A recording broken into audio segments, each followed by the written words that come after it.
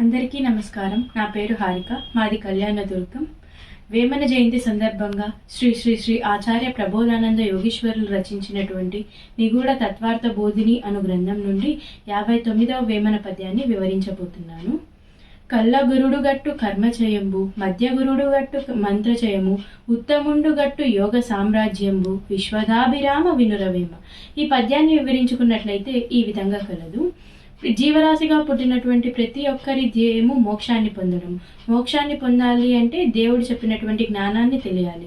దేవుడు చెప్పినటువంటి జ్ఞానాన్ని తెలియాలి అంటే ఎంతో మంది గురువులు బోధించుచుందరు. ఇలా ఎంతో మంది వివిధ గురువులు బోధించుచుండగా వీరి వద్ద ఇంతే జ్ఞానం ఉన్నది అని చెప్పి వేమన యోగి గారు జల్లెడ పట్టి వీరి వద్ద ఇంతే ఉంది అని చెప్పడం జరిగింది. ఇలా చెప్పినప్పుడు మనకి 3 రకాలైనటువంటి గురువులు కనిపించుచుందరు. మొదటి రకమైనటువంటి గురువులు ఈ విధంగా చెప్పుచుందరు. వీరు శరీర కార్యాలను చేయమని చెప్పుచుందరు. చెట్లకు పుట్లకు వెళ్ళి పూజలు చేయమని, నమస్కరించమని, ప్రదక్షిణలు చేయమని, యాత్రలకు వెళ్ళమని, ఇంకా వివిధ కార్యాలను చేయమని చెప్పుచుందరు. ఇలా వివిధ కార్యాలను చేయడం వల్ల ఆత్మ తెలియబడదు అని చెప్పి మనకు విశ్వరూప సందర్శన యోగంలో భగవంతుడైన శ్రీకృష్ణుడు బోధించాడు. అటువంటి కార్యాలను చేయవద్దు అని చెప్పారు. అందుకనే వేమన యోగి గారు శరీర కార్యాలతో కూడుకుని చేయనటువంటి ఈ పనుల వలన మనము దేవుని తెలియలేము అని చెప్పి ఇటువంటి వాటిని బోధించు వారిని కళ్ళ గురులు అని చెప్పడం జరిగింది. ఇక 2వ రకమైనటువంటి గురువులను చూసుకున్నట్లయితే వీరు మంత్రాలను ఉపదేశించుచుందరు. వారి శిష్యులకు మంత్రాలను ఉపదేశించి మనస్సును దాటి అందే నిమగ్నమై ఉంచమని చెప్పుచుందరు.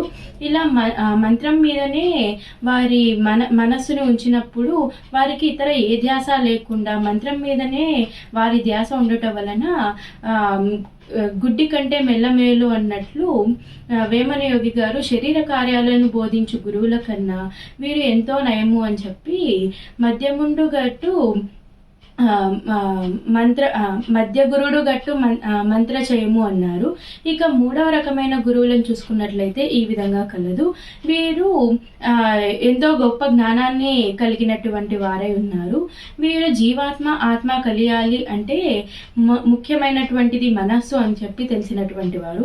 ముఖ్యమైనటువంటిది మనస్సు అని చెప్పి తెలిసి మనస్సుకు ఏ ఆలోచన లేనప్పుడు ఆత్మను తెలియను అని చెప్పారు. ఆత్మను తెలియాలి అంటే మనస్సుకు శారీరకంగా మానసికంగా ఎటువంటి ఆలోచన లేనప్పుడు మనస్సుకు ఆత్మ తెలియను. ఆత్మ తెలియడం వలన బ్రహ్మయోగం అవుతుంది. మనస్సుని నిలిపితే బ్రహ్మయోగం అవును కనుక మోక్షాన్ని పొందవచ్చు అని చెప్పి తెలుస్తుంది. 3 రకమైనటువంటి గురువులలో మనం 3వ రకమైనటువంటి గురువును ఆశ్రయించినట్లయితే మోక్షాన్ని పొందగలము అని చెప్పారు. ఇక చివరిగా చూసుకున్నట్లయితే విశ్వద అంటే విశ్వమంతా ధరించిన పరమాత్మ అని, అభిరామ అంటే గొప్పదైన ఆత్మ అని, వినురవేమ అంటే జీవాత్మ వినుము అని తెలుస్తుంది. అంటే జీవాత్మ అయినటువంటి వాడు ఆత్మను తెలుసుకున్నప్పుడే పరమాత్మలో ఐక్యం కాగలడు అని తెలుస్తుంది.